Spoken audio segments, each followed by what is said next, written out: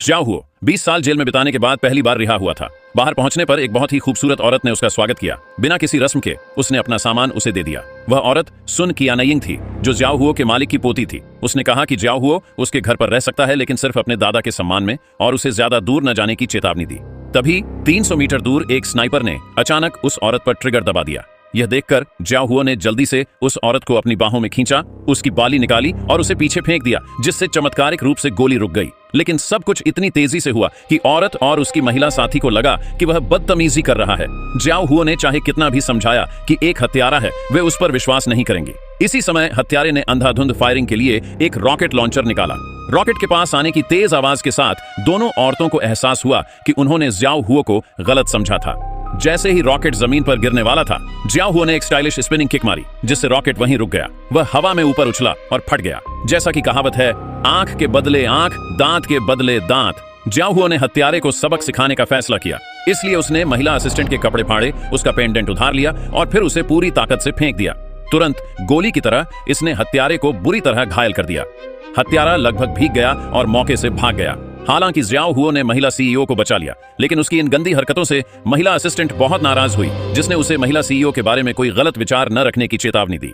इसके बाद ज्याओ हुओ उस महिला का घर तक पीछा करता रहा।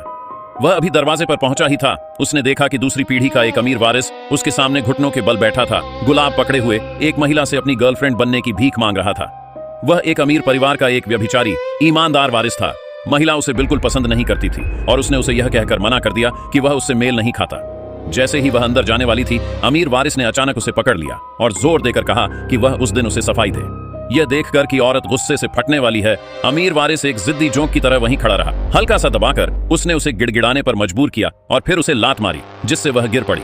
गुस्से में अमीर दूसरी पीढ़ी ने तुरंत 2 गुंडों को ज्याओ हुओ को अपाहिज करने का आदेश दिया। हालांकि यह पैसे की बर्बादी होनी थी। ज्याओ हुओ ने बिना 1 इंच भी हिले एक ही मुक्के से उन दोनों को आसानी से हरा दिया।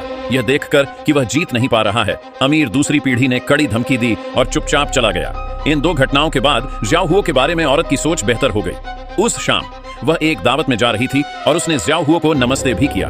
ज्याओ हुओ उसके साथ जाने को तैयार था, लेकिन औरत ने कहा कि उसका जाना ठीक नहीं है और उसे घर पर रहने को कहा। फिर वह अपनी महिला असिस्टेंट को लेकर चली गई। जेल से रिहा होने से पहले अपने मालिक की उस औरत को बचाने की हिदायतों को याद करते हुए ज्याओ हुओ ने चुपके से उसके पास जाने का फैसला किया। लेकिन औरत सच में मुश्किल में थी। उसे ड्रग दिया गया था। उसने अपनी अंदर की एनर्जी से जहर निकालने की कोशिश की, लेकिन कोई फायदा नहीं हुआ। तभी मास्टरमाइंड आ गए, एक बड़े गैंग का लीडर और दिन में पहले वाले अमीर दूसरी पीढ़ी के लोग। महिला असिस्टेंट उनका मुकाबला नहीं कर पाई और उसे तुरंत काबू में कर लिया गया। बिना कुछ कहे अमीर दूसरी पीढ़ी के लोगों ने